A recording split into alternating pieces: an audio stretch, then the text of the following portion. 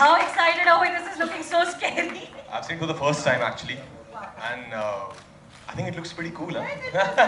Huh? चूहे के साथ कुछ मतभेड़ है आपकी इसमें ट्रेलर में? चूहा मेरा आई थिंक बहुत ही एक कमाल का को-एक्टर था जो बहुत ही एफर्टलेस था कैमरा के सामने, बहुत ही रियल था। तो मुझे बहुत मजा आया उसके साथ काम करने में। सुना है कि इस कैरेक्टर के अंदर आने के लिए राज आपको कॉफी और कैरेट्स पे सर्वाइव करना पड़ा। Is that true? It is true, क्योंकि वो ऑफ कोर्स अदरवाइज मैं खाता रहूंगा डेली और फिर 20 दिन बाद उसका जो एक फिजिकल चेंज है कैरेक्टर का, you won't be able to see it. So for that, it was needed for the character that I had to go on really strict diet. So I was surviving on a black coffee and a carrot day. ये जो 20 दिनों की shooting थी, इसमें अलग-अलग पल भी गए होंगे एक अपार्टमेंट के अंदर रहने में, तो उस इंसान की बियर्ड वगैरह भी हमने देखा बढ़ी है। तो ये सारे जो फेज आ रहे थे उसकी ज़िंदगी में, इसको आपने किस तरीके से प्लान किया था कि भाई एक पल ऐसा आएगा कि सामने चूहा या कॉकरोच वगैरह भी दिखेंगे टाइप्स?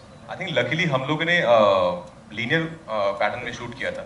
तो डे 1 से फिल्म शुरू होती है जब वो फर्स्ट टाइम फ्लैट में जाता है, और कैसे फिर डे 18, 20, 21 तक पहुंचती है फिल्म। तो उससे बहुत हेल्प हुई।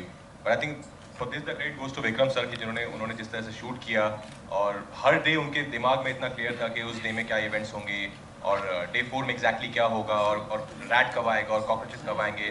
सो I think it made my life very easy because he was so clear in his mind and I just had to do what I was supposed to do.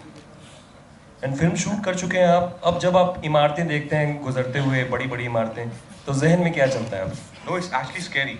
हम लोग जब रोड पे भी कभी चलते हैं तो हम लोग भी डोंट इवन बॉदर टू सी कि अगर उस 40 मंजिल की इमारत पे कोई आदमी ऊपर से चिल्ला रहा है, because we are so busy in our own life. तो आई थिंक समवेयर ये फिल्म एक स्टेटमेंट भी है, एक कमेंट भी है, the times we are living in and the way we live. तो it's very relatable that way.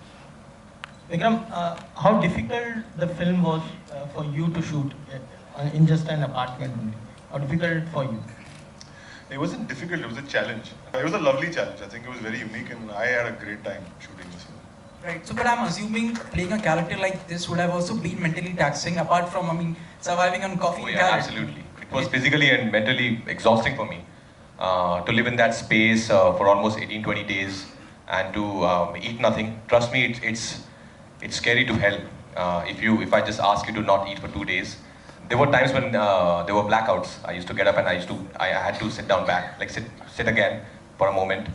But I think that's the fun of being an actor. You know, you don't get such films in your career, and I feel very lucky that I get to play such parts and get to work with these fantastic filmmakers.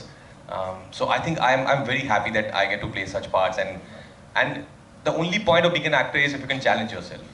If you keep doing the same thing again and again, it's very monotonous. It's very boring. I think go do something else. Then you can't be in a creative job.